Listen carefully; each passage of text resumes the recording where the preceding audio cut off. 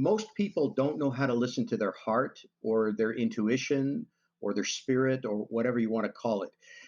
The center, I see the center of being somewhere internally, like in your heart area, in your chest area, as opposed to your head. Your head is the thing that gets in the way all the time of the dream. So where the dream is birthed, I don't know where you would say that is, but for me, the most kind of understandable part of it is if I say that the dream is birthed in the heart, and then the head, the executive functioning center, all of that processing gets in the way of accomplishing the dream, because the dream is always bigger than what you think you can do.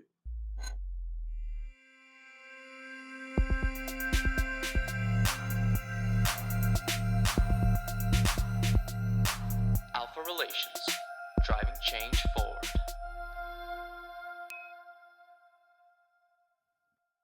Hello and welcome back, everybody, to another episode of ALFA Relations. My name is Luca, and I'm here with Alex. Hello. And Alan. Hey. And today we have ourselves a very special guest. We have a former teacher of ours who was actually the inspiration behind our podcast. Let's get right into it. This is Ron Thiessen. Woo! Welcome, Ron. Thank you. It's good to be here. So, Ron, the last time that we saw you, it was, what was it? It was over a Zoom call months ago. March or?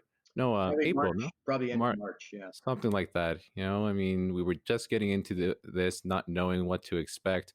And I ran an idea by you. I threw it out into the Zoom call, you know, not knowing anything of of how it would become. And I said, Ron, I'm going to start a podcast, and I'm going to do it with Alex and Luca, who were also participants in our interviewing course. Yeah. And then here we are. Yeah, you did right? it. We did it. You followed through. You kept your promise to yourself and to your partners, and here you are. Yeah. You know? Yes. And for that, and seriously, we're gonna keep like mentioning it because it's so true. Like you and Kat Spencer, shout out to Kat. Like you guys just gave us so much inspiration and the boost to do this, especially at times in many people's lives. My own particularly, where it got tough to want to do anything. So I'm very happy that I kept that going and that I rolled with these lovely people here, and they had the inspiration and the drive, to move me as well. And here we are. We're doing it. It's awesome. Yeah, it's a living, breathing thing. It's kind of freaky, but that's the best part. All right, so for the listeners that don't know you, let's take some time maybe to get to know who you are and how you actually know us. As I said, I mentioned that we were former students of yours. Right. I think Luca, the first time that I saw you was in that interviewing class. That's the first time I had you for a student. Alan, I had you a couple of times, and Alex, I don't remember. Were you in any other courses that I taught besides interviewing? Yes, I had you in summer, I want to say, of 2018. I had you for 232 for a small one of my favorite courses. Yeah, it was really great. It was really great. That is a tough one, though. I mean, especially when you do it in the summer and you're doing that intensive thing. Wow, it's not easy, right? It was really fun, though. What's that? It was really fun, though. Oh, that's good. So you must have had a good group. Yeah. Yeah. Hey. So all three of you, I've met you on campus at Concordia in different courses, and I've been a professor there since 2007. Wow. Wow. That being the case, I mean, knowing that you've been a professor, and we're going to explore other areas of your life, as you mentioned in class, that you have a big story to tell, and that's one of the reasons like we wanted to have you on, to share that with people and to see if we could gain some new insight, or not. If people just want to come, for the giggles, by all means, they are always welcome to do that. But what I'd like to ask you is let's start from the beginning. So, Ron, where are you coming from? What are your origins? Okay, so I was born in Vancouver. I lived a lot of my life growing up in Winnipeg because my father worked in Winnipeg, and I lived down in the States for about 5 years. I was doing some studying there and working full time. and I kind of started my family there. Although I had a child when I left here, and we had another one born there in the States. But I moved back to Winnipeg in 1980, and I went to work with a nonprofit organization. We were doing leadership development seminars in the developing world. And my area of my beat where I was organizing things was in Africa. And so I made several trips to Africa. We were setting up, we did residential retreats for indigenous leaders. So we would find, a contact in the country that we were going to who had some contact with leaders in the country. And we would pull together over about a 5-year term, we would pull together a group of people, and we would bring them to a retreat center. And what we did was we actually charged them in that country what would have been the average of a month's wages in order to come to the retreat. And we did that specifically so that we would weed out some people who were not really serious about leadership.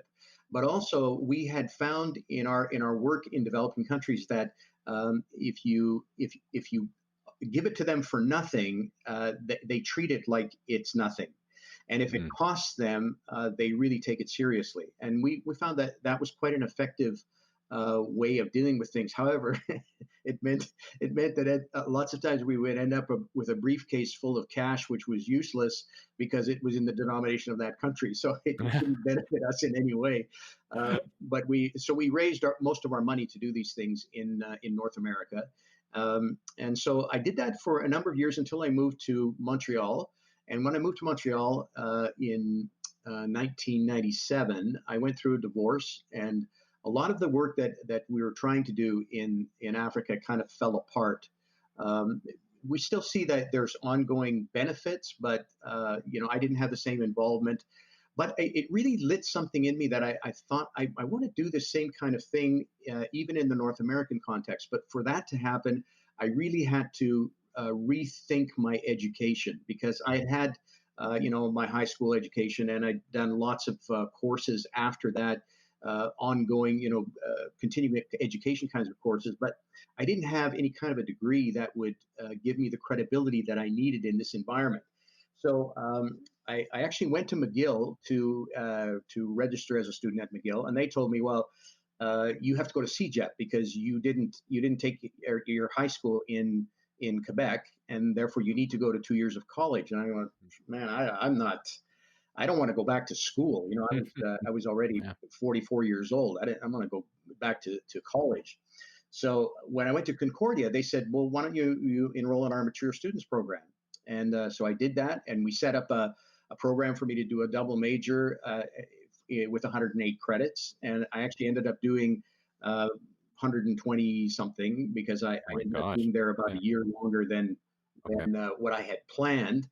But from there, then I went and applied at McGill in the counseling psych program. So I did my graduate degree at McGill, and as soon as I finished with my graduate degree, I was teaching at Concordia. I came back to Concordia, and I'd done a lot of TA work and stuff like that with different professors when I was at Concordia. So I kind of had my foot in the door, sort of, and because of my age and my experience, it was a good fit. And so that was in 2007. I started teaching at Concordia, and man, I've been there ever since. And today I have private practice as a psychologist. I'm a licensed psychologist in the province of Quebec. So I have private practice, and I also, besides my work at Concordia, I also do corporate work. Over the last 20 years, I've done corporate work even while I was taking my degree, I was doing corporate work. But in the last 20 years or so, most organizations, when they wanted to engage me, they wanted me to talk about how to manage change. That was for about the first 15 years. In the last 5 years, what I've really seen is that organizations are asking me to speak to them about employee wellness, which is a completely different approach, and it's something I know quite a bit about. But Um, the thing is that our research has shown that people who are mindful get more done in less time with fewer mistakes. So that's a very powerful bottom line motivator for corporations and organizations. And Sure. that's why they're really thinking about and putting money and effort into creating employee wellness within their companies, because they realize that push and put the pressure on people is not the way to get the best productivity out of them. So that's been very interesting to see the openness now of organizations to talk about things that they used to think was they were sort of flighty, or it was off here, off there, you know. Mhm. And actually, this is really tied very well into the applied human sciences program at Concordia, because we have a lot of focus on mental health and well-being and wellness, and how do you create that. And so it's been a beautiful dovetail fit for me, and something I'm really enjoying doing. That's fantastic. Mm. Yeah. Yeah. So you did touch on a lot of your accomplishments. You're a very accomplished man. Well, Um, I don't know about that, but No, sure. I've always done things I'm interested in doing. So that yeah, Good. That, well, that's it's worked important. out. Yeah. Yeah. Yeah. One of the things that we wanted to just explore a little bit more, since you did talk about a lot of the stuff that you already do, like what made you want to open your own private practice, and why do people come to you specifically? Okay, so private practice is mainly because I've been self-employed almost all my life, and I'm very comfortable with that. So when I was thinking about going into psychology, it was never a question about where was I going to do, or where was I going to put my energy. I definitely would always put my energy into things that I was creating for myself rather than working within an organization. Even all the work that I've done in organizations, it's almost always been in the consultant process. So an external consultant coming in. For a little while, I worked within the education system, and I just about went crazy. So I didn't last too long in there, and Mhm. I actually ended up because I'm a bit hard-headed, so I did some things that they hadn't seen people do before, and they're very, the system gets very uncomfortable with that kind of thing. And so That freaked them out. what's that? That freaked people out. Yeah. So in some ways, I was encouraged to leave, and it didn't take too much encouragement for me to Encouraged say, to leave. you know what, I don't think this works for Putting it lightly. Yeah. and I actually find that same thing at Concordia, because Mhm. as part-time faculty, we're not highly impacted by the structure of the university. I mean, we are to some degree, but they don't try to control us or tell us what we should be doing. And particularly, I mean, if you stay along the lines of decency, I think you wouldn't have any problem. But still, there are expectations that sometimes I don't meet, and that does create some friction sometimes. But for me, I've always been and felt it's my responsibility to be an advocate for the students, and I would far rather come down on the side of the students than the side of administration, and that creates some friction sometimes. Mhm. That's okay. We know you're with us, Ron. Yeah. Yeah. Well, I really Uh, feel like uh, with the university, although it's an mhm, academic institution, still, mhm, you guys are the clients, and we should be Mhm. treating you like you're the clients. We have a responsibility, and we have an obligation to deliver something. And yes, we need to mhm, hold the standard, but we also need to think about what's the most effective way of delivering what we're supposed to be delivering to the people that we're delivering it to, which is our clients. Yeah. yeah. That's I've lived that principle in the corporate work that I've done. This Mhm, is the guiding principle. The role of the consultant is to improve the client's condition. That's it. Improve the client's condition. They should be better off when you leave them than when they first met you. And I think that's in life. I think that's a responsibility that we carry. And if you live your life like that, then you're usually going to come down on the right side of the issue of whatever it is that you're facing. I would agree. No, totally. Especially given the department, how we work on ourselves from um, an individual as well as group perspectives. How we're constantly. It's not that we're working on issues, but like there's always room for improvement. I mean, whether it's an organization, it's a group, it's a team project, or it's just one of us here in this virtual studio of sorts, right? I mean, there's always something worth asking. Okay, I mean, what can I do to better myself in this way? But how can I get there?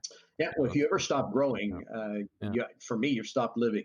And yeah, I think yeah. growing is something we do constantly. Grow and change. Grow and change. No, for Yeah. sure, for sure. But how this ties into theme, of course, given everything that we've studied, what you teach, what we try to build in our own lives here as students from applied human sciences, but just awareness. Hmm. If there's like one tip that you have to throw out there, which is interesting because we actually touched a bit about that in our last episode, or when we recorded with our friend Graham. But we were talking about that from a spiritual awareness point of view. But like in this case, within one's own life, what would you suggest, is absolutely fundamentally key that people have to keep in mind when trying to become more aware of themselves and their internal workings and who they are? So you're talking about internal workings as opposed to looking at the world around you. Yeah, starting from the inside out, if you will. Okay, for sure. Most people don't know how to listen to their heart or their intuition or their spirit or whatever you want to call it.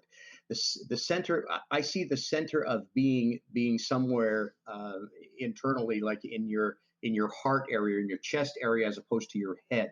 Your head is the thing that gets in the way all the time of the dream. So where the dream is birthed, I don't know where you would say that is, but for me, the most the most kind of understandable part of it is if I say that the dream is birthed in the heart, and then the head, the executive functioning center, all of that processing gets in the way of accomplishing the dream, because the dream is always bigger than what you think you can do. Mm-hmm. If it's not, then the dream isn't big enough. If you're thinking, like when I'm teaching people on personal mission, if you have developed a personal mission statement that you say, this is easy, I'm going to be able to do this in the next 2 years, then you're not dreaming big enough. You've allowed your head to can the dream, to package it up and put it in a nice little package and say, here's what we're going to do. The dream is always far bigger than that, and many times the dream is kind of messy. Like you go like, how in the world am I going to do that? It's going to be explosive. It's going to be, I have no idea even where to start. And then when that's your thinking, and that thinking comes from comes up from inside, from deep inside. When you're thinking like that, then you're on the right track. If it's all neat and orderly and packaged, something's wrong. It's not big enough. Yeah, no, I've heard that. I kind of see that being a principle, and I've seen that being applied in other sense. I used to do martial arts for a bit, and my sifu used to tell me, if it looks good, there's something wrong with it there. Yeah. It should be disorganized. It should be something that you have to work on. You have to untangle, you have to figure out in order to get to, that idea of whether it's that's perfection for some, it's achieving the goal, something to build on. And it needs to challenge you. Yes. When you look at it, you go, I have no idea how I'm going to do that. Do you want to do it? Yes, I want to. Is it a dream? Does it feel like that's something? I was just talking to somebody yesterday. They phoned me and they were so excited. They said, I got it now. I got it. I know what I'm supposed to be doing. And you say, well, how are you going to do it? I have no idea. No idea how to do that, but that's what I'm supposed to do. Now you're on the right track. Nice. Yeah. I want to touch a little bit about your counseling. You talked about how being a counseling psychologist, and we wanted to sort of touch on a little bit on your expertise, being relationship issues, depression, burnout, and stress, and how you got into that. So somebody told me, somebody who's now my colleague told me when I was in my process of studying for psychology. They told me that a private practice, if that's what you're going to do, it kind of develops on its own. You end up fitting into a niche that maybe you didn't expect, or maybe you did expect, but it builds by word of mouth, because as psychologists, we're not. It's unethical for us to advertise in like we can't. We're not allowed to go into the marketplace and market ourselves as a psychologist. Okay, we can do advertising, like I have a listing in Psychology Today. Okay, but somebody has to be going to look for help in order to discover who I am as a psychologist. Okay, and that's the OPQ requires that because they don't want us selling people on our services. Okay. I don't know if that makes sense, but for me, I do understand, because I would be uncomfortable contacting somebody and say, hey, do you feel like you need some counseling help, or are you Mhm. breaking down mentally? Maybe you should come and see me. Kind of like an injury lawyer. Here's my card. Yeah, here's my card. And I've got a billboard downtown, and I've got an easy number, 333 help, so the niche does develop, and it really develops through word of mouth. In my experience, and in my colleagues' experience, that's the way it's shaped up. For me, when it ended up happening, I got a very interesting offer when I was on my own. I had been in my own practice for about 2 years, and I was approached by a large organization and I guess it was because of my corporate work that the kind of the Human Telegraph, it sort of ended up. They contacted me and asked me if I would be willing to be their psychologist of reference externally, because they had an internal psychologist who would do a couple of sessions with people and then refer them out. And so they said, would you be our English Right. psychologist of reference? And mainly it was dealing with C-level executives who were burning out. And so that ended up being, I did that for probably the better part of 10 years. That ended up opening a lot of avenues in the area of work stress burnout. So I think I have a bit of a reputation in the field that if you're burning out at work, or if work is causing you a lot of anxiety or a lot of stress, and you don't really know what to do, this is the person to call. And interesting, because I've found so often that there are people that come to me that think they need therapy and they actually need coaching, and there are people that come to me that think they need coaching and they actually need therapy. So I ran into that quite a bit, working with executives who would think, I just need some coaching, and boy, they didn't need coaching; they really need therapy. And so Surprise. that's an interesting barrier to cross, because Right. once you have to establish, again, coaching is not going to help you. We've got deeper issues than that. Then they have to come face to face with it, and sometimes they don't want to, and sometimes they do. And then about 40% of my private practice is couple relationships. So I've dealt with couple relationships in like heterosexual, homosexual, uh, um, uh, these kinds of the way relationships unfold and how they develop, um, and the challenges that people face in relationships. It's just been, I get a lot of referrals for many different aspects of relationships, in intimate relationships. That's interesting, especially having you just explored, both angles regarding relationships, in conflict, as well as the workplace, and talked about burnout. So just to relate both of those two things, what has your experience been like since the start of the pandemic and COVID, in terms of work and trying to navigate, to help, the couples, to help, employees, CEOs of their own organizations, enterprises, through, such through such feelings, hardships, especially given the current global pandemic. Yeah, it's brought some very interesting mental health issues to the forefront, and something that's a very interesting dynamic is that when I'm working one-on-one with someone, if we're working virtually, I actually have worked in my office right through the pandemic, right from the beginning, because at the beginning, the OPQ told us that we should be available for clients that really needed face-to-face interaction. And so I always had some clients who were like that, but what I ended up doing was scheduling. I ended up going to the office like every other week instead of every week. And so I did a lot of virtual work, but virtual work is challenging for the client because many times they're in the very environment that is causing them distress. So if I'm working with a couple, that's almost impossible. It's not impossible, and I did some of that, and sometimes the couple would be together. So if we're on a Zoom call, they're both on the same screen. Sometimes one's in the office at home and the other one's sitting in the car outside. And and so we have this interaction, and it can be quite awkward. And what I'm doing Mhm. when I'm working with couples, if they're there together to see me, I have them. The way when I set it up at the beginning, I say, here are some ground rules of the way that I work, and I tell them that one of the things I want to do is in the sessions is I want you to talk to each other, not to me, because your problem is not with me; it's with each other. So that kind of dynamic of them talking to each other. Now, if they're in the same room and they're on the same screen, that can be okay.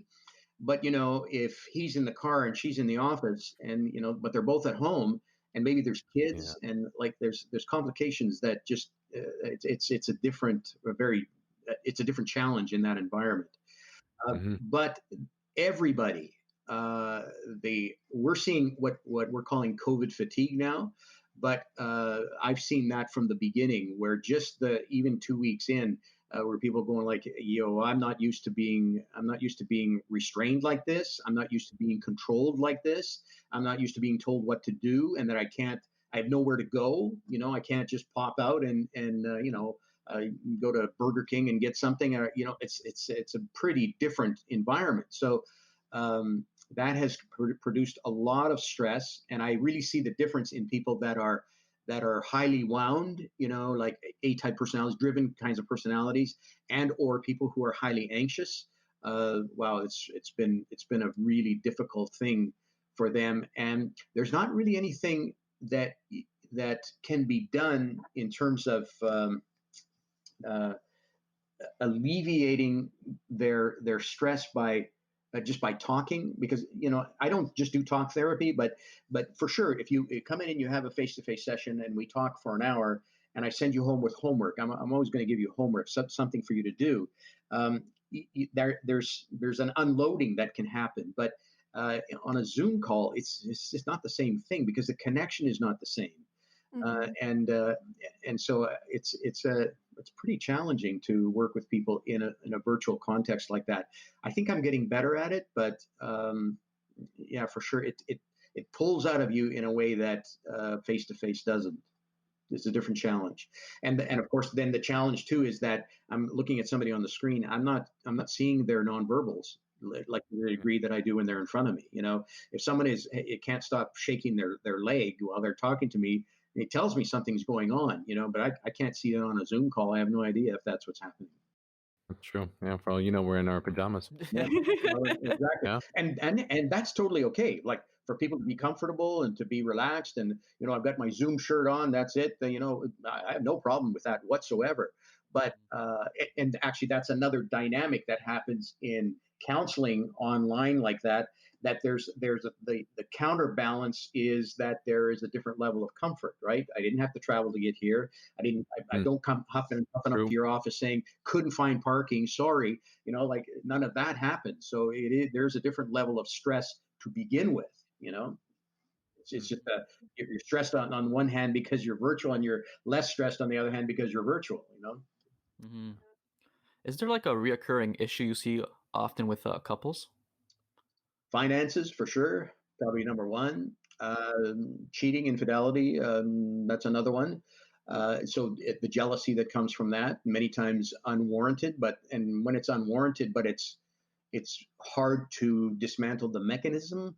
Those can be very painful for the couple. They just the person just can't get past the jealousy, or if maybe there was previous infidelity and now they think it's happening again, but the person is insisting it's not. It's not happening. This was in the past. It's all over, but the trust is gone. Right? Yeah. Barry's window. Mm-hmm. Trust is like the deposits in the bank account, right? Every trustworthy action, you make a deposit. Untrustworthy actions, you make this huge withdrawal. Yeah. Especially with Yeah. something like infidelity, it's a huge withdrawal. Yeah. Mhm. So you just spoke about how, Zoom or virtual like sessions have gone like in your like not personal but professional therapy life, but what about like school? And how has the Zoom with your students gone since the pandemic? Well, if you ask me, I say it's going pretty good. Um, but I'm not sure. I'm not sure what students are feeling because it's getting long. Mhm. It's Mm, getting very long for people. And I judge in my Zoom calls, in my Zoom classes, I judge the level of engagement by how many people are staying.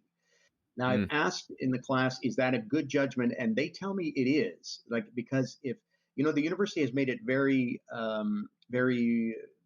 it's you're not required to be in live class. And I Mhm. actually have found out from some of my students that some professors are not doing any live classes at all. They just record their session and you just listen to it when you want to. Mhm. Um, so for certain, that's available to my students, and we record everything. But I'm doing live classes at class time, and mhm, so then I watch the level of engagement by watching how many people came to the class, and then how many people are staying. That's Mhm. why when you were telling me that in your power and conflict class you've got 80 plus students who are staying, well then that's pretty phenomenal. Like something's going for the well for most them. part. Yeah. Yeah. Come the last hour, it starts to dwindle, Well, for sure, but that's the fatigue most day. factor, right? Like, wow, Yeah, just definitely, staying on, definitely. and it's an offset, right? Because if you put your camera on, yeah, you're more engaged, but you probably fatigue easier, right? If you leave your camera off, it's easy to disconnect, right? So Mhm. I can see where that's a real challenge. And so for me, as I do with live classes, I just pour myself into what I'm doing, and hopefully it will the connection will happen with the student. And I do a lot. I make it very interactive. So breakout rooms are top priority for me, like getting into breakout rooms.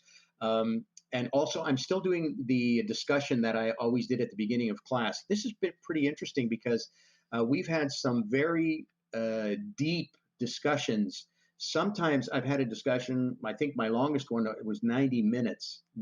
Oh, wow. We started a discussion and it just went that way.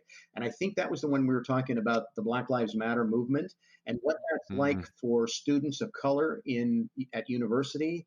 Uh, Mhm. and the challenges that they encounter that um, still to this day, I there's so many things I've learned that I never considered, Mhm. and as a person in, I'm a white male, I'm in that position where I don't need to consider those things because they never impact me, right? But I have considered them for years, and I've thought I was making progress, but over the summer I was doing some studying in this whole area, and I read a couple of books which you guys have probably heard about. So, How to Be an Anti-Racist was the first one, and heard of it. that Yep. was some very interesting things for me, different perspectives. And then I read a book called Caste by Isabel Wilkerson right towards the end of the summer, and in that book, if you haven't heard of it, it's fantastic. But she writes how the caste system in the U.S. She compares it to the caste system in India, which we're all familiar with, and the caste system in Nazi Germany. And what she Mhm. Mm, says about Nazi Germany is that, and this is in the record, like this is in, you can research it, so you can find that this is actually true, that the Nazis, when they figured out how they were going to run their society, they said they looked at the American model. They looked at how Americans treated blacks and how did they get them from slavery to where to remaining in the lowest rungs of society, and how did they do that? mhm, How do they keep them there? What are the mechanisms that enable them to keep them subservient? And that's what they built their Nazi regime on. That's crazy. Yeah, Wow. it's pretty crazy, and the thing is that it's very much alive and well in the U.S. and we can see that in the current president, and exactly, she makes the point that the people who are most racist are always the ones who say, "I'm the least racist person here," Mm. and That's that's what Trump actually says true. all the time. I'm the That's least true. racist person in the room. Mhm. Well, Yeah. and there again you see that there's a person in a position of privilege and power, not his position as president, just the fact that he's a white male in a mhm, position of power and privilege and can afford to just say there's no problem here. You see the same thing with Legault mm. in Quebec. There's no problem. What do you mean there's no problem here? Yeah, it's just that you never experienced it.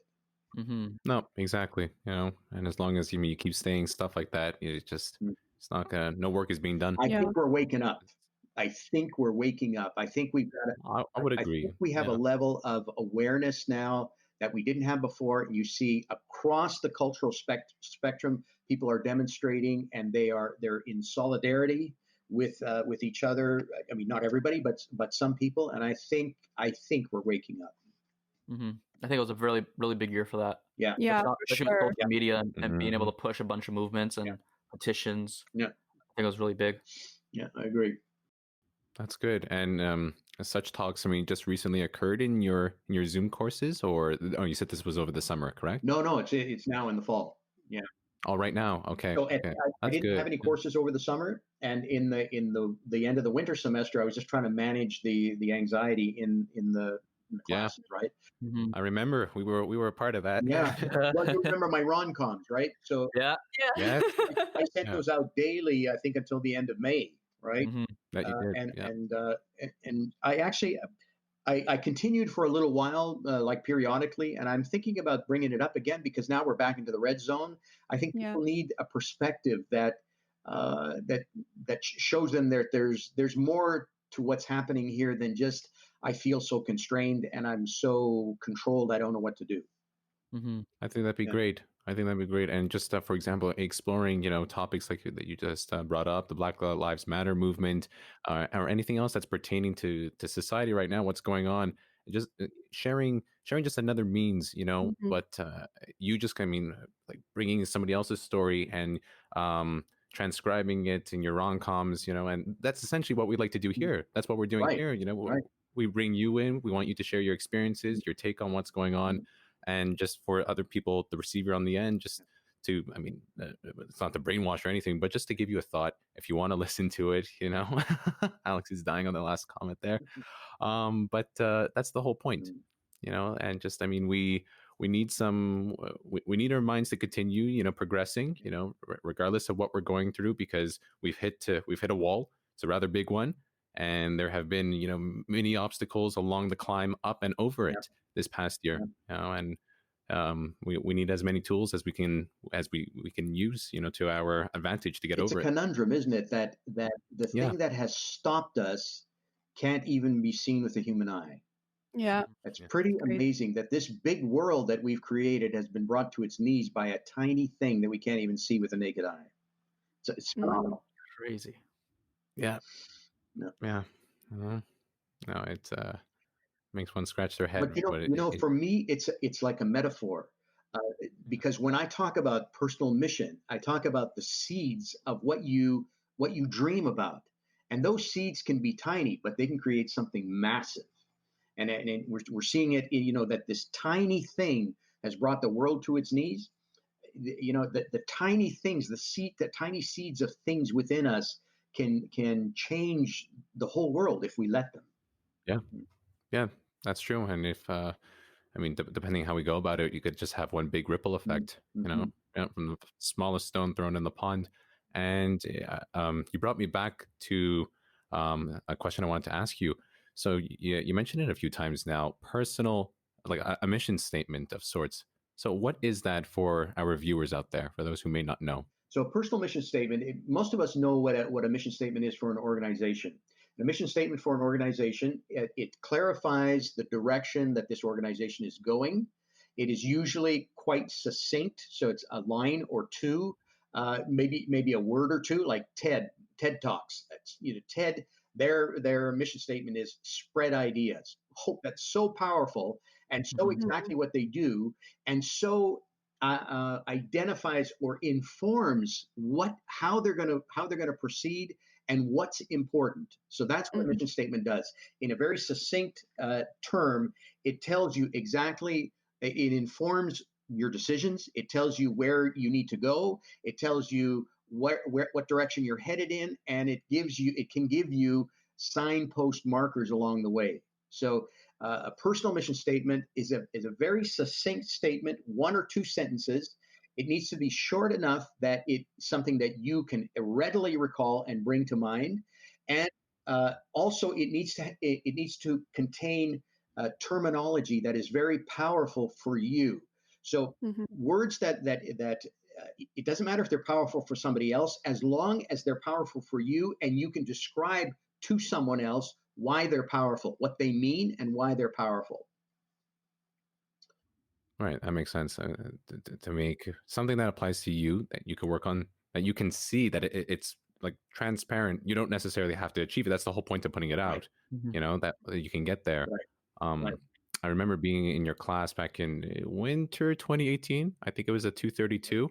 And for those who don't know, it was an interpersonal communication course, and we went over that. And the big fact that stood out at the end of the day that you continuously stress on, and you still do to this day, I imagine, is write it out, Mhm. put it in front of you. Absolutely. Yeah, and I'll be honest. I mean, I wrote it. It's in a Google Doc, Mhm. and then 2018 occurred, and then there were moments where my personal mission statement. I won't give the full thing, but it's along the lines of just, persevering through any struggle that comes my way. It's along those Okay. lines, right? And then I have objectives that I listed out as well. I mean, we all go through, events in our life, that could paralyze us at times. They just leave us in moments where we don't know what to do. And I remember thinking, oh, okay, this would be a good time to refer back to that little tiny piece of paper that I just put somewhere in the Google Drive. I opened it, I printed it out later in 2018. I said, okay, I'll leave it there on my desk, not on my desk, on my shelf, in the back of my room. And then 2019 occurred, and it says, you know what, that personal mission statement is starting to really resonate with me now. Mm-hmm. And you know what's happening now? It started to creep its way closer to my computer desk, and now, it's to the point where I had it out as often as possible. It's just memorized. It's like tattooed on me, and it's not necessarily something that I'm going to achieve, because seeing how personal struggles, struggles within society occur all the time, until until we hit that clock out, we punch it out. But it's just something that I now understand, that it's something so key and it's meaningful to me, that it's just a part of me, and it's all because of that fact that you just stressed on. He says, write it out, because you're going to see where it's going to take you, right? Yeah, exactly. And now I think, And the thing is that when you write it out and you see it in front of you all the time, your capacity to achieve it and the likelihood of you achieving it rises exponentially, because it creates a different vision. It creates a different picture. If you don't mind, I'll just talk about my personal mission statement, because that's my. Go for it. We were going there. Okay. And I just want to explain a couple of key points about it. Okay. So my personal mission statement is to inspire, educate, and empower people and organizations to achieve their peak potential in human interaction and life purpose through evolutionary change. Now, all of those words, with the exception of the conjunction words, they're all critically important. They're all part of the picture that my mission statement paints for me internally. But if I focus on those first three words, to inspire, educate, and empower, and I just want to show you a couple of key points about this in my personal mission statement, because it'll help you understand what a personal mission statement is and why it's so critical that you really understand, take the time to construct one, and then understand what it means for you. Because I have found in my experience that those three things I am able to do in certain areas that I understand. So inspiring, educating, and empowering, those are three things I'm able to do in my areas of expertise. But what I found is that if I am able to inspire you, then chances are you will allow me to educate you. And if you allow me to educate you in those areas that I understand, then I can empower you to live the things that I'm teaching you in those areas. So on the other hand, if I cannot inspire you, if I don't inspire you, then chances are you will not allow me to educate you, and therefore I will not be able to empower you in those areas that I understand. So when I'm in my position and at my age, I'm asked to do lots of things. People want me to participate in many different things. And when someone asks me to do something, that's the first thing I ask myself internally. I run it through that grid. Will this allow me to inspire, educate, and or empower? If the answer to that is no, then my answer is no. It clears up so many things. Would you do this for us? Is it going to allow me to inspire, educate, or empower? No, it's not for me. Okay. So, but if it potentially will allow me to inspire, educate, and empower, then I need to say, is it something I want to do? Is it something that fits in my schedule? Is it something I can make room for? All those questions about putting it into my agenda. So like when you guys asked me about this podcast, well, for sure, I'm going to encourage you in your podcast, because this is a dream that came out of you guys in one of my classes. Of course, I'm going to support you. Will it allow me to inspire, educate, empower? Maybe. It depends. It depends what the reach of the podcast is. It depends, but it actually doesn't matter the number. Maybe I'll even be able to inspire, educate, and or empower you. The three of us, the four of us that are talking together. Mm-hmm. But so far, so good. Here's something else about your personal mission statement. If somebody asks me to do something that does not allow me to fulfill that mission, then if I say yes, so I could say yes for my ego, I could say yes because of the money involved, I could say yes, like there's lots of different reasons why I might be tempted to say yes when it's not in my area of expertise. But if I do say yes, a couple of things happen. One is that in order for me to prepare to deliver that product that I've been asked to produce, it's going to take me an enormous amount of time and energy to produce a mediocre product, because it's not my area of expertise. So I will put a lot of energy into delivering something, and it's going to be mediocre. So then I have robbed my client, whoever that is, of the expertise that they could have had in that area, because I was selfish about that, and I took that for myself. So that's the first thing. So those two things, that it's going to take me an enormous amount of energy to create a mediocre product, and my client will receive a mediocre product. The other thing, and this is even more important to me, is that when I do that, I steal from the person whose job, whose gift it is to deliver that product. I steal from them the opportunity to do that, to show their expertise, and to give that client something that is, life-changing for them. So when I see it from that perspective, I need to stay in my lane. And that's why the personal mission is so important, because you need to know if you're staying in your lane, and you need to know also what areas of expertise do I have that I am responsible to deliver to the world that I impact or influence, and how can I do that most effectively? And believe me, if you understand what your personal mission is, that's going to take all of your time. You won't have time to dabble in other areas where you're not very good and that you're doing mediocre stuff. It's going to be your full-time job to live your personal mission. And there's a very good reason for that. That is that most people, as you probably understood from that Harvard study that we looked at, the MBA graduating class. So most people, 10 to 15%, maybe let's say 15 to 20% of people have an idea of where they're going in their life. Only 3 to 5% of them actually have it written down. But the point there is that if you're a person who is living your life on purpose, people will gather around you to understand what gives you the hope, drive, and motivation that you have. And your gift will start making room for you. People will go, if there's one thing, you need something about this particular thing, contact Luca. He's the person, he really knows what he's talking about. He knows what he's doing. And you know what? If you develop your personal mission, you're not going to have to worry about money in your life. Money will find you. Money will find you. Think about all of the people who have developed their talent or their ability in such a way to create enormous amounts of money for very little work. Like you think about professional athletes. I'm not saying they don't work hard, they do, but they're doing something that a lot of people can do. They're just doing it at a completely higher level, and that higher level commands income for them it has nothing to do with the hours that they work. It has to do with the value that they bring to the table, right? Mm-hmm. So when you understand your personal mission and you're clear on what you're good at doing, you bring that value to the table, and that value is going to create income that you can't create by going to working at a job and exchanging your hours for dollars. Would you say passion's also part of that? Yeah. Like having that bigger purpose is through that passion you have? If I'm taking someone through an exercise of finding their personal mission, passion is the first thing we look at. What are you passionate about? What are things that you cannot stop thinking about? Every time I see that, I think about this. Every time I run into that situation, this is the thought that triggers in my mind. I see this problem and I just can't stop thinking about solutions for that problem. Those are the things that you're passionate about. And for sure, those are absolutely critical ingredients for your personal mission. That's really awesome. I have tools that I can, and anybody's interested in tools for finding your passion, identifying what that is, kind of finding your way through the murk sometimes that's there. What do I do? I don't even know where I'm going. You can contact me and I'll send you tools that will help you do that. That would actually be like super cool of you. Yeah. Thank you.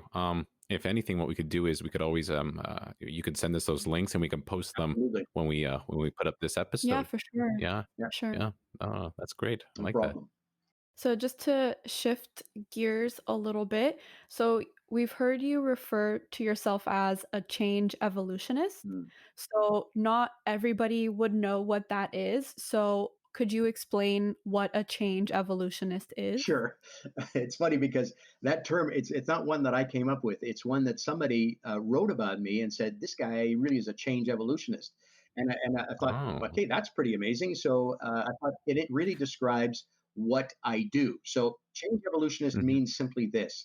Most people think that when they make change, that it is a sudden and difficult thing that they do. So making change is like making a right-hand turn. You gotta do this. You gotta implement it. You gotta do something different.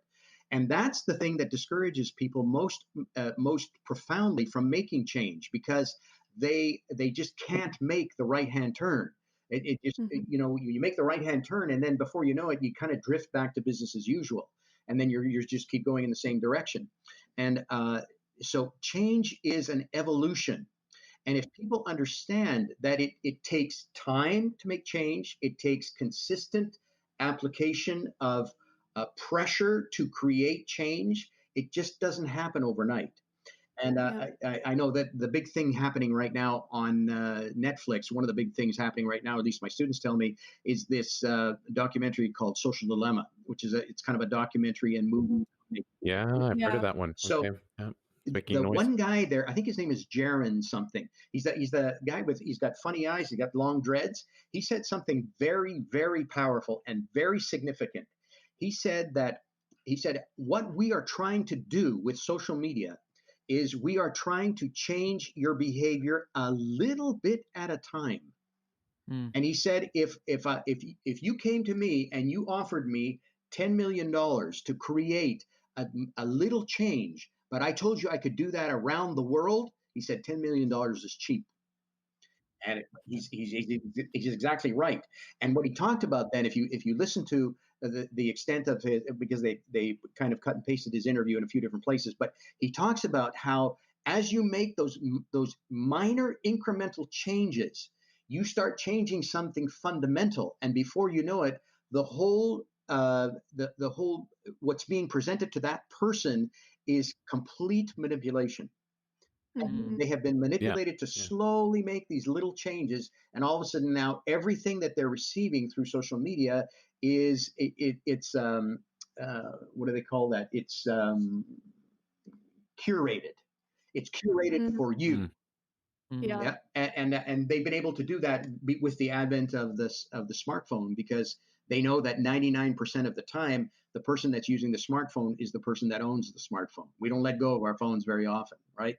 So Yeah. everything you do on your phone is calculated. It enters the database for you, which you guys Yeah. know from Mhm. listening to that. So you see, making these incremental, this little tiny changes, that's what change evolution is about. It's about realizing, and if you understand that you make changes a little bit at a time, that takes out some level of discouragement when you think you've got to make a right hand turn and you say, I just can't do it. I just don't know what I'm going to do. Make a little change. Make a little change, and you'll see it'll start Mhm. being easier and easier and easier.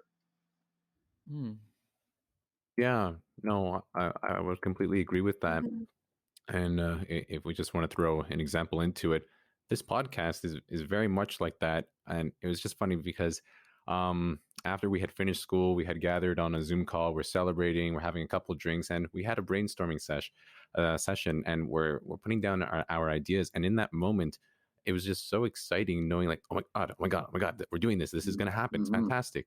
But then you wake up the next day and like you realize, like, oh, we got a lot of work to do. Mm. And that's like, I mean, I'll say it. Alex has quoted me saying this before. Rome wasn't built in a Yeah. day. That's not my quote. It's just a saying. Anyway, and that's very much what it is. Like I said, but look, we can't go make a podcast just today. We just can't do that. Mhm. I mean, it's not realistic. We have a lot of other, things that we need to take care of in our life in the current moment. Mhm. But I always say, let's chip away. So last time we had a brainstorming session regarding ideas, and we came up with a name and a slogan, right? And then, okay, maybe in a week from now, we're gonna look at recording equipment. We're gonna understand recording equipment a bit more. And then the week after, we looked at researching recording equipment, and then so on. So, I personally think it's just building off what you said. It's coming to that point and understanding that in order to make change occur, Mhm. it's going to take Mhm. time, and that requires acceptance. And like, I mean, you have to. Yeah, That's tough. that's for You know? sure. But do you notice now that okay, so you guys have all these podcasts under your belt. You understand that Mhm. this is already an accomplished idea for you. It's already done. Now you're in the process of walking it through, and you wouldn't Mhm. think of it's there.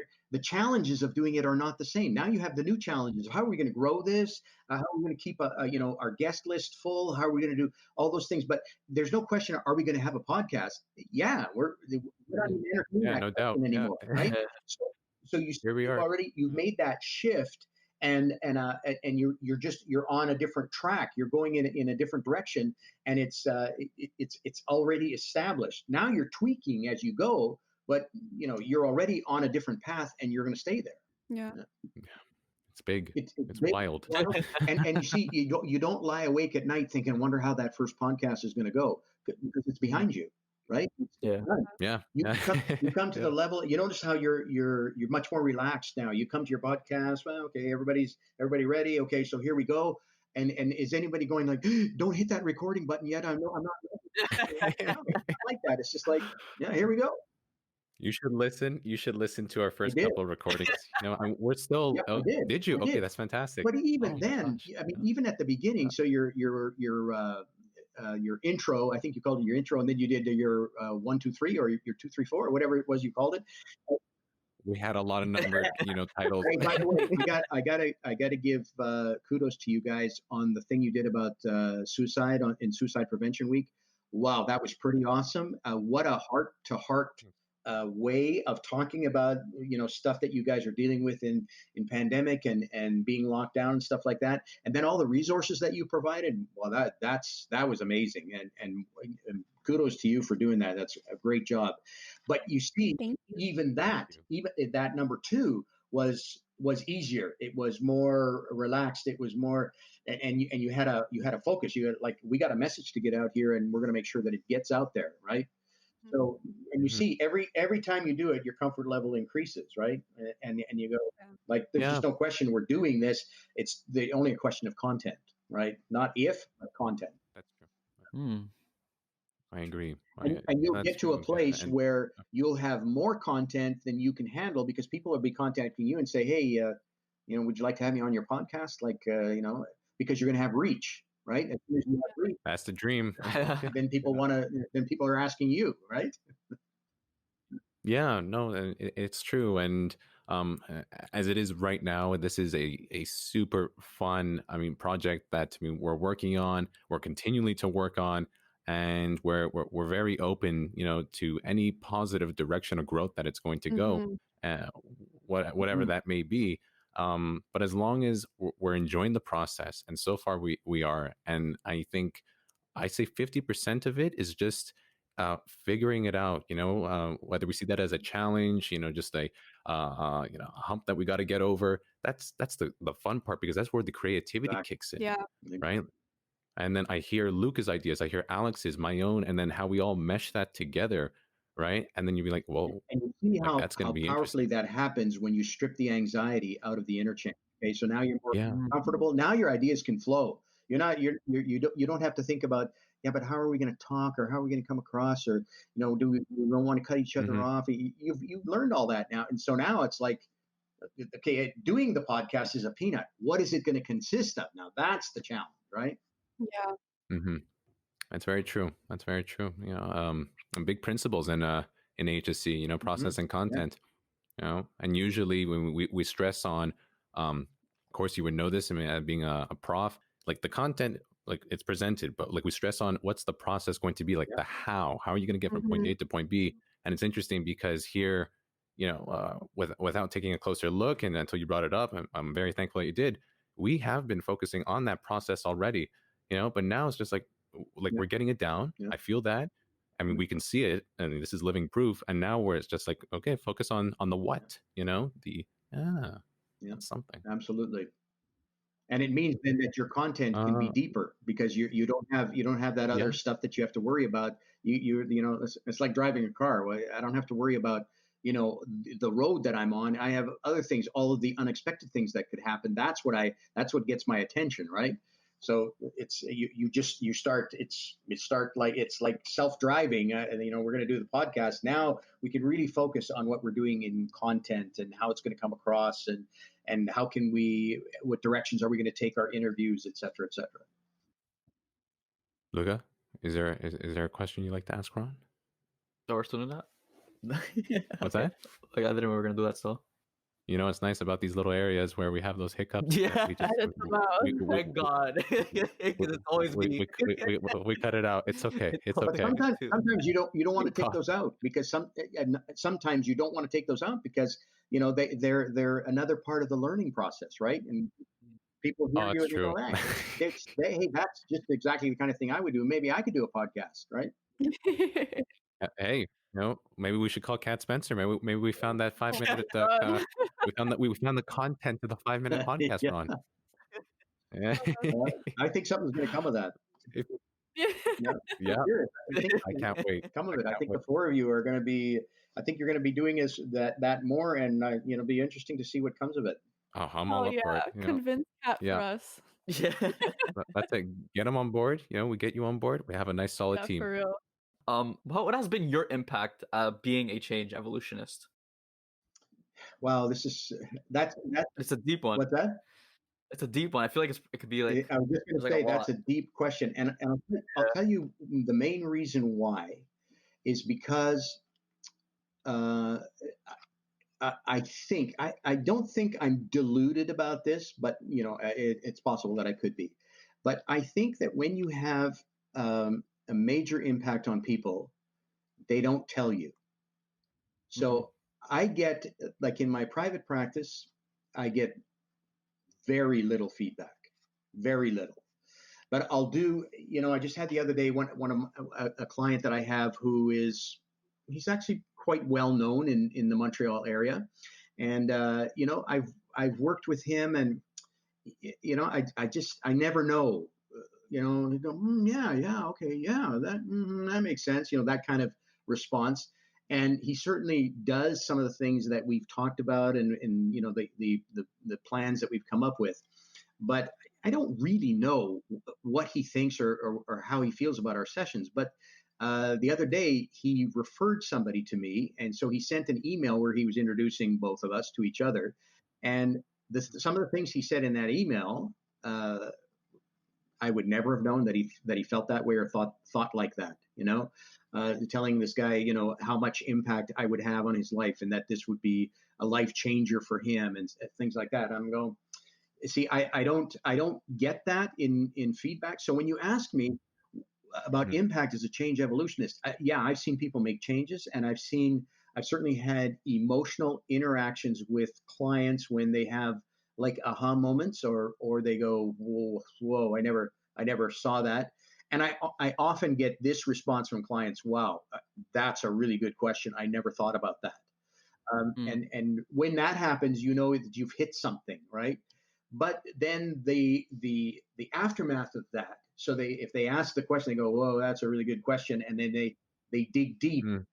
They don't share that with me. They don't really, or sometimes they will acknowledge changes that they've made, but they usually don't. It's very rare for them to say to me, and you were instrumental in that.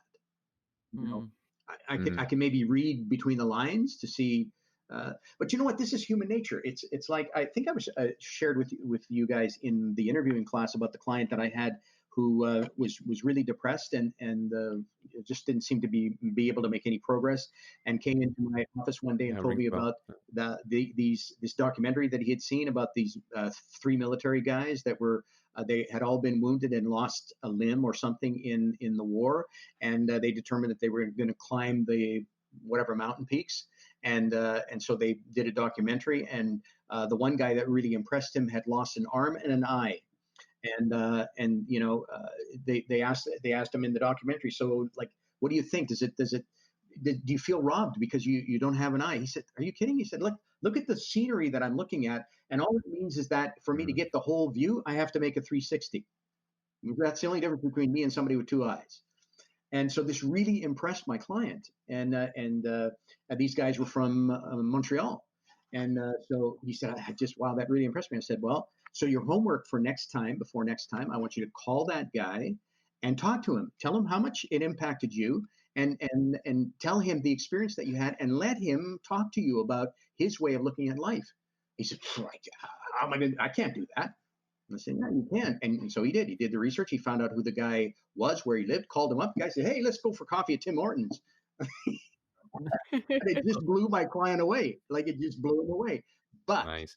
the point there is that people that have something to offer and would give it freely are those people who are rarely asked to share it. And that's why I encourage you guys in my interviewing class. Find somebody that you want to interview. What's your dream interview? Who would you really love to interview? And then go ask them, because the people that are in that category, oh, wouldn't you love to interview that person, or wouldn't you love to be able to sit down with that person? Those are the people that nobody asks because everybody's too afraid. So they have all of this massive reservoir of wisdom and knowledge and intelligence, and nobody draws on it because everybody's too intimidated. You know, I think I told you I was doing a conference in a real estate conference, and it was their annual meeting, and there were about 500 agents there, and everybody knew who the top agent was. And so I asked them, so how many of you have talked to this agent this year, asking him for his so first I said, how many of you know who the top agent is? Everybody raises their hand. Yeah, we know. And so how many of you have sought this guy out and talked to him this year about his business strategies for success? Not a single hand. And that's very difficult. You know, I'm just too intimidated. Why would I talk to them? They're just human beings like you. If they have something that you think that they can offer you, ask, because probably nobody else is. That's true. I would agree with that. I mean, you're never going to know unless you ask. Right. You know, and it's just getting over. It's kind of like riding a bike. You just got to do it once and realize it's not so bad. Well, and you know what? People do ask people like that for things. They ask them for money. They ask them for introductions. They ask them for something that's going to benefit that person that's asking. But they don't ask for, tell me what's inside of you that I could take out and take with me. And that's really going to benefit me. They don't ask that. Yep. Well, it's kind of what we did with Kat. Yeah, exactly. Yeah. So you pulled it out of him. See, like like sharing and his sense of humor, and he gave it all. Right. No matter what you asked, no matter what you wanted to know, he's there for you. I think that's been great advice, actually. Just hearing that from your class, just sort of being like, if we want to interview someone, just sort of try to reach out. Even if they're going to say no, it's just no. Or maybe they don't get back to you, who cares, and you move on to other people. Okay. So I think that's been actually a really big piece of advice I think that we've had. And then we've been sort of like, we're not as nervous to approach or email a teacher or someone like, hey, come on a podcast, we want to have you, Yeah. I think that's really awesome. We're just doing it. I mean, for a little laughing point here, you never know. Last week, I don't know if you heard, Ron, but Halle Berry is in Montreal filming a new movie. And and she's actually not. I live in downtown Montreal, and it's not too far from here, apparently. And I just said, you know what, there's nothing stopping us, just from messaging her on her social media right now. Chances are it was going to go to junk. We'll never ever see it. Chances are, But I said, why not? We have honestly nothing to lose. And then we did it. I told Alex what to say. She composed the message. She sent it. And regardless, even if that goes to the trash and she'll never look at it, we did it. We still asked. Exactly. We just we took our shot, and that's that. We don't care where it's going to land. The point is, we're able to do it. Maybe you want to pull on your influencer, Kat Spencer, and say, "Hey, Kat, We did. Yeah. We did. It's funny you mentioned that. It's funny you mentioned that because I did text Kat, right Oh, after, being like, "Hey, I got a rather lucrative idea to pass Yeah. by you here. You know, how would one, try to get a hold of a celebrity, like a big celebrity?" But he told me how it was, but he's super sweet. He says, "Look, if I hear anything, from my community, I'm gonna let you know for sure." I said, "Dude, that's so sweet of you. Yeah, Great guy." for sure. All right. So as we approach the end of our episode, I just want to ask you one last thing, and that's about how you're actually an author with the with your book Reset Your Internal GPS, which I honestly want to read eventually because I've heard Nithu. I know Nithu has it also. I believe he was starting to reading it. And he thought it was really interesting, and I just want to sort of dive in a little bit what that's about. So I started writing a book on communication, and that was about maybe back in 2012, maybe. And because I've researched communication all my life, and it's an area that I'm really interested in. Mhm. And as the book evolved, it was one of those things where I'm pulling things together and I'm writing when I can, and it didn't feel like a completed project. And I was talking to a guy who has authored a couple of books, and he challenged me. He said, if you have a book in you, then you're going to be able to get it out in very short order. So he said, what I'm going to suggest that you do is take 45 minutes, put your timer on for 45 minutes, and write out 10 chapters of your book and some sub points in each chapter. And he said, if there's a book in you, you'll be able to get it out. And you got the time pressure, so it's going to squeeze it out of you. And so that's exactly what I did. And it ended up being a book on change, managing change, and having purpose. And I got it out. I got the outline out in 45 minutes. And I changed very little about the book as I wrote it. It was the way it came out. Oh, This is exactly the way, that's and it huge. all fit together. Boom, boom, boom, boom, boom. It was pretty amazing. So the book is about 5 things that you need to do, 5 powerful principles to avoid getting lost on the road to change. That's the subtitle of the book. And so the 5 things that I'm talking about is know your purpose and have a plan. So number 1, know what your purpose is. Number 2, have a plan. That includes writing it down, and et cetera. Then you got to figure out how and where people fit into your plan. Because if you're going to have a plan that's big to create impact, it's going to involve other people. If it's, I said this earlier, that if it doesn't involve other people, it's not big enough. It might be the right idea, but it's not big enough. You got to think really big. You got to let vision come from internally and stop allowing your mind to bypass and shut you down and say, no, you're not going to be able to do that because, right? And so figure out how people fit into your plan, and then hone your people skills, because you're going to need those.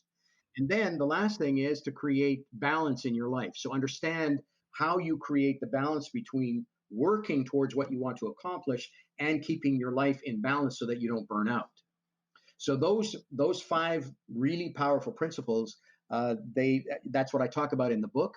I have to tell you that if I wrote the book again, actually what I'm in the process of doing, I say in the process because it's in my head right now. I haven't really started the actual writing process, but what I'm going to do is write a workbook that goes with the book. Because what I found is that nobody who's read the book has said to me, wow, really like the book, and these are the things that I'm doing differently as a result.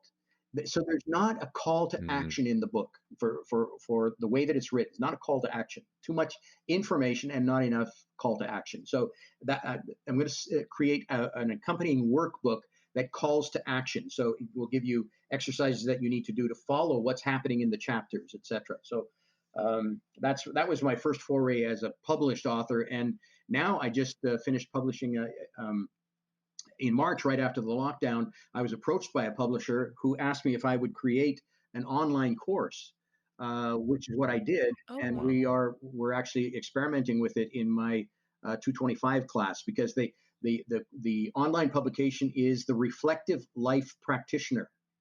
And so 225 is about, it used to be called self-managed learning. They changed it now to the principles and practices of experiential learning and the practitioner, the life practitioner, something like that. Anyway, so yeah, Great course. it's a great course. And the stuff that I've put together for that course is really it's very intense in moving along the line of change for sure, and we're having a lot of fun with it. I love that. That sounds good. Well, hey, once you're past experimenting with your new publication that you're currently working on, by all means, if you want to throw it our way, and we can help with the We outreach if could you link like. it now. Yeah. Well, we're tweaking this semester. We're tweaking, and there are a few things that need to be corrected in it. And I mean, I'm coming from this generation where we just didn't have access to internet and stuff when I was a student. So learning all of this stuff and what's gonna reach guys like you who are who are in this online world. What's the best way of doing that? I'm not sure that I've got it nailed, but I think it's fairly good, and we're trying to tweak it and make it better. Yeah. That's awesome, Ron. Yeah. Sounds like a great It's fun. project coming up. So it's actually funny that this is going to tie in perfectly with our final question for Okay. you. So, like, what's down the road now? What is next for Ron? I have 4 more years to teach before the university starts putting some restrictions on me being able to teach. So I will definitely be teaching for those 4 years. After that, I don't know. I still might be teaching. There are just some hurdles I need to jump, etc. But I'll probably spend more time with my grandkids because my grandkids are all far away. They're in Denver and Kelowna. So I'll probably be spending more time there, and hopefully all the pandemic stuff will be done. Maybe we'll be all living in those bubbles that I see, that helmet you wear. but anyway, and for sure, my passion for my personal mission has not abated in any way. In fact, it's just increased. So I'll certainly be doing things like that, whether I'm doing them one-on-one or with groups or in an online context. I don't know, but for sure, I'm wide open to whatever's coming down the pike. That's awesome. Yeah, that's great. Well, Ron, on behalf of the team here, thank you for you being you, doing what you're good at, what you love doing in life, because it's working. Because here we are. You kept inspiring us. I mean, from the beginning of last semester up until things got really, really hairy with COVID, and every single day with the rom-coms, whether or not we always open them. Got to be honest, I fell behind. Yeah. But the point is, you were there, and it shows that you really care for us. You have the best intentions at heart. For anybody that wants to do something beautiful with their life. Well, I'm only paying it Thank you forward for because that. I've had so much of that in my life, and I'm just thinking about. Here I was at 45, enrolling in university, starting my degree, and my wife said to me, she said, if it's something you want to do, like I'm here. She had a good job, and she's just said, I'm going to support you 100%. And without that kind of input, I never would have been able to do it. It was too far along in my life. It's like you feel like at the time felt like life was half over. Now, I'm looking back on it saying, well, it wasn't near half over, but that kind of support and input in my life that she gave me over those years. And obviously, it's benefiting both of us today in great ways. But I've had so much of that in my life where people have given freely, and it really puts me in a position where to pay it forward means to give freely. Yeah. That. Perfect. All right. So without further ado, I think Alex would like to ask you something, Ron. Yes. So, will you do us the honors to outro us out? I think so, but I'll tell you, I'm not going to be able to match Cat. He's the guy you got to have. Like, that's the voice.